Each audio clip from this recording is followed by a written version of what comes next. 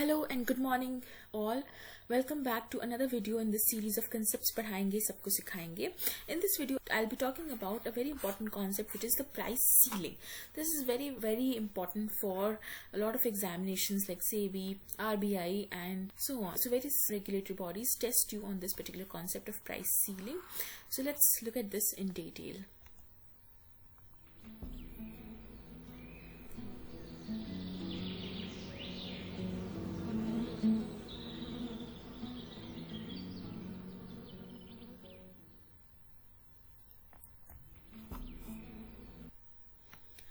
So welcome to iExamB. Subscribe to the channel and press the bell icon if you haven't yet, so that you do not miss any update on the upcoming videos of concepts पढ़ाएंगे सबको सिखाएंगे.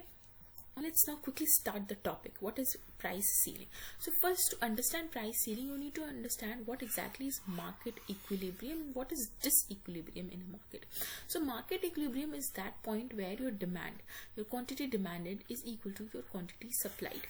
Okay, that means whatever amount the buyers want to buy is equal to the amount that the sellers are wishing to sell.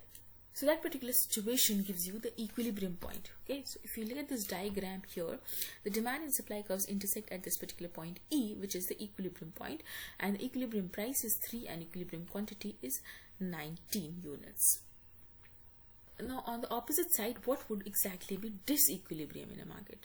So obviously it makes sense to say that disequilibrium will happen when the demand is not equal to supply. Then only disequilibrium will result in. Now there are two possibilities in disequilibrium. So either there could be an excess demand or there could be an excess supply. Excess demand means your quantity demanded is greater than your supply, and excess supply means your quantity supplied is greater than the quantity demanded, which is a case of surplus. So these are the two possibilities that can happen in a disequilibrium in the market. Now we will see that when does price ceiling occur.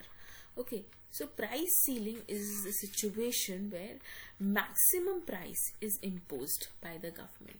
So that means the price cannot exceed beyond a particular point. That is called price ceiling.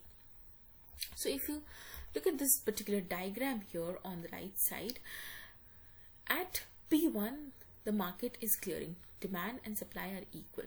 But at P2 the quantity demanded is Q2, whereas the quantity supplied is only Q1. So there is an excess demand or shortage in the economy amounting to Q2 minus Q1. This is giving you the excess demand. Now what happens in such a situation is that at price P2 you will find that there would be some consumers who would be unable to obtain the good from the market.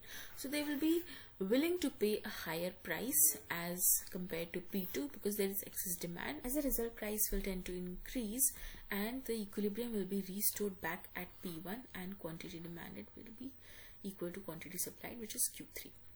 Now there is an application of this particular concept called the shortage or excess demand.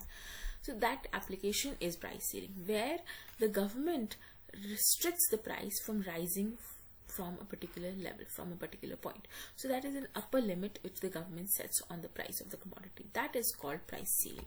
So if you look at this particular diagram here, PC is the price ceiling which the government has imposed on the price of kerosene.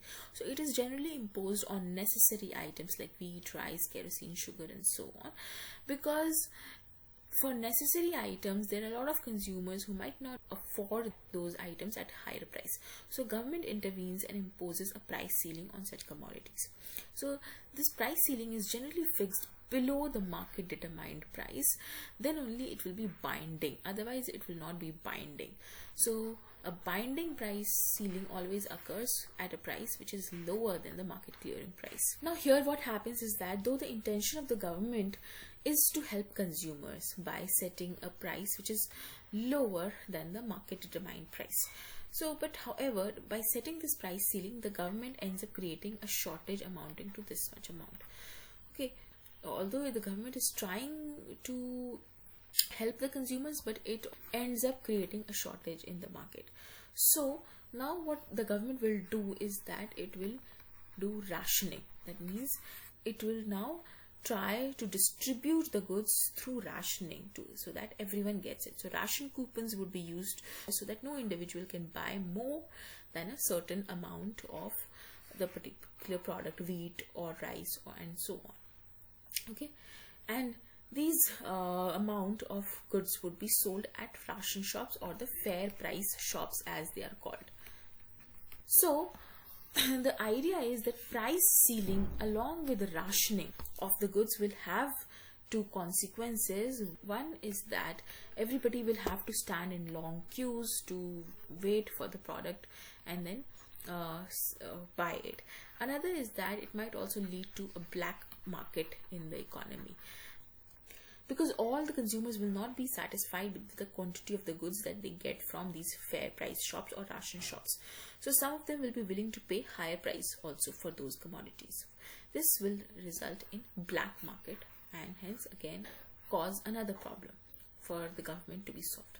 So although the government tried to solve one problem, but it might end up creating another problem. That's the challenge with the government. So I hope now you understood this concept of price ceiling. You will find the link in the description box to attend questions on this particular topic so that you have greater clarity on this particular topic.